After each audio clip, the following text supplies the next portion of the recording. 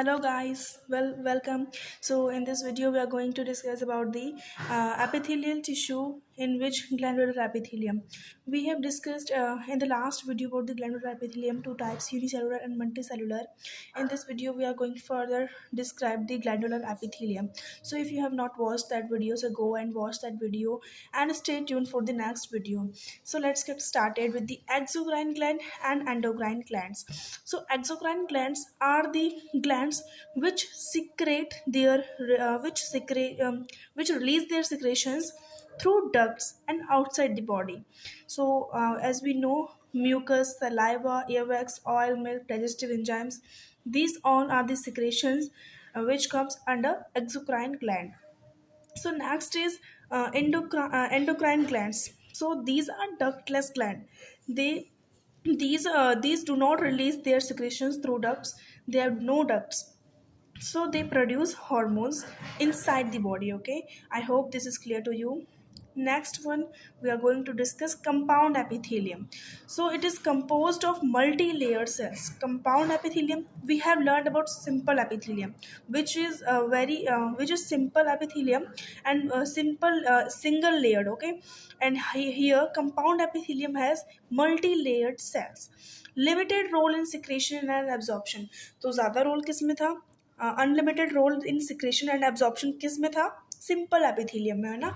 हमने पढ़ा था cuboidal epithelium and columnar epithelium में कि उनका रोल क्या था, सिक्रेशन एंड एब्जॉर्प्शन. बट यहाँ पर अगर हम कंपाउंड एपिथेलियम में देखें तो बहुत ही लिमिटेड रोल है. Okay, they cover the dry surface of skin, moist surface of buccal cavity, pharynx, inner lining of ducts, salivary glands, pancreatic ducts.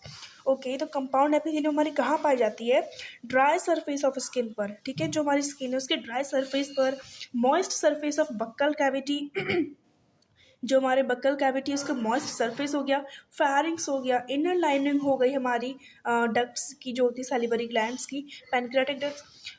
If I tell you that it is divided into two types. Compound epithelium में हमारे दो टाइप्स होते हैं. एक होता है keratinized and second one is non keratinized. Okay, non keratinized. So keratinized क्या होता है? कैरेटनाइज्ड वो अगर जहाँ पर keratin protein, this is a protein, keratin protein जहाँ पर प्रेजेंट होता है वो जो सरफेस होता है वो हमारा ड्राई होता है. ठीक है, वहाँ पर मॉइस्टनेस नहीं होती है. और जहाँ पर कैरेटिन प्रेजेंट नहीं होता जैसे कि नॉन कैरेटिन, तो वो वैसा एरिया होगा जो मॉइस्ट होगा. सो कैरेटिन के एग्जाम्पल हम दे सकते हैं क्या? स्किन. कैरेटिन का एग्जाम्पल हमारा क्या हो जाएगा? स्किन. और नॉन कैरेटिन जैसे कि हमारी बक्कल कैविटी, फेरिंग्स हो गया, है ना, यहाँ पर लिखा हुआ है. Okay, I hope this is very much clear to you. So come ahead. इसका फंक्शन क्या है? Protection against chemical and mechanical stresses. So compound epithelium के फंक्शंस क्या हो गए? प्रोटेक्ट करता है against chemical and mechanical stress. Okay, यहाँ पर आप देख सकते हैं मल्टी लेयर्ड है. उसमें क्या था? Single layered. स्क्वेमस में देखे तो टाइल्स लाइक अपीयरेंस हो रहा था. ओके, क्यूबॉइडल में देखे तो क्यूबॉइडल में क्यूब लाइक स्ट्रक्चर बन रहे थे. कॉलमनार में हमारा स्लैंडर लाइक स्ट्रक्चर बन रहे थे जिनमें हमारा न्यूक्लियस कहाँ था? बेस पर था. सो उसी तरीके से यहाँ पर क्या है? मल्टी लेयर्ड है. यहाँ पर सिंगल लेयर नहीं है, यहाँ पर मल्टी लेयर्ड है. अब हम पढ़ेंगे the most important topic of this chapter from where questions frequently asked. So junctions के बारे में, सेल्स जंक्शंस के बारे में, जो कि थ्री टाइप्स में डिवाइड किए गए हैं: tight junction, adhering junctions, cap junction. Tight junctions वो होते हैं जब सेल और सेल के बीच में टाइट जंक्शंस हो और वहाँ से कोई भी चीज़, मतलब जो है सब्सटेंस, जो भी मैटर है, वो एक्सचेंज ना हो पाए because of the fear of leakage. So there will be no leakage. Adhering junctions क्या होते हैं? जो दो सेल्स होते हैं उनके बीच में एक ऐसी सीमेंटिंग लेयर होती है, ठीक है, जिसे हम अडहेरिंग जंक्शन कहते हैं. एंड गैप जंक्शंस, दो सेल्स के बीच में एक कम्युनिकेटिंग लेयर होती है जिससे क्या होता है? कम्युनिकेशन हो सकता है हमारा. ओके, तो उसे हम क्या कहते हैं? Gap junction. गैप जंक्शन कहते हैं. Okay okay. So next come ahead. Cell junctions यहाँ पर अच्छे से डिस्क्राइब भी किया गया है. Tight junctions helps to stop substances from leaking across the tissue, जो कि मैंने बताया, जैसे कि यहाँ पर दे रखा है. टाइट जंक्शंस में कैसा होगा? जहाँ से लीकिंग नहीं हो सकती. अडहेरिंग जंक्शंस क्या होगा? Perform cementing to keep neighbouring cells together. ये एक सीमेंटिंग लेयर परफॉर्म करेगा जिससे क्या होगा कि जो नेबरिंग सेल्स हैं उनको पास में रख सके. ओके. गैप जंक्शंस क्या होगा? Here a gap junction facilitate the cells to communicate with each other by connecting cytoplasm. ये एक प्लाज्मोडेस्मेटल कनेक्शन बनाता है, जिससे क्या होता है कि साइटोप्लाज्म एक्सचेंज हो सकता है, जिससे क्या होता है कम्युनिकेशन हो सकता है सेल्स का. ओके, कम्युनिकेशन हो सकता है हमारे सेल्स का. है ना. For rapid transfer of ions, small molecules and big molecules. Molecules हो गए हमारे, आयंस हो गए, these can be transfer from one cell to another cell through the gap junction. I hope this is very much clear to you. So next issue is we are going to discuss is connective tissue. This is known as a very big tissue in the tissues. Okay, so we are going to discuss about this.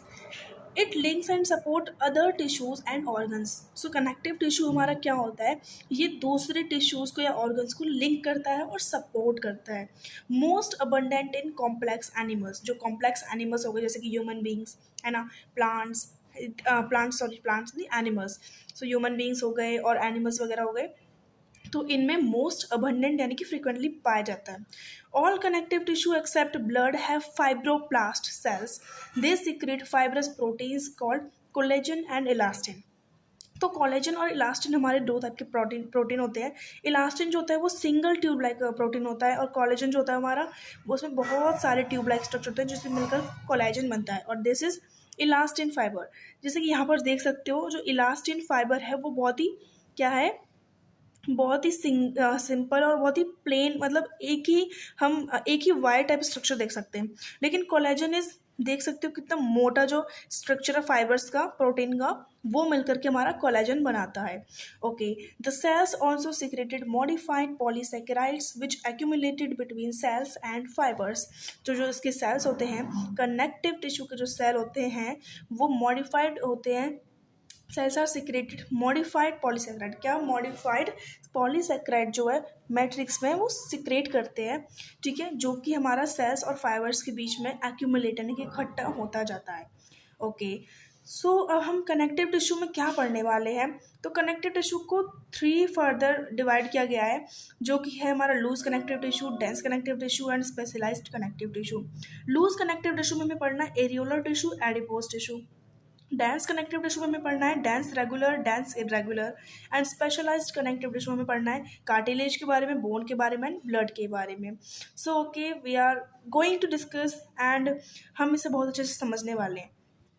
चलो, तो पहले हम पढ़ने वाले हैं loose connective tissue. इन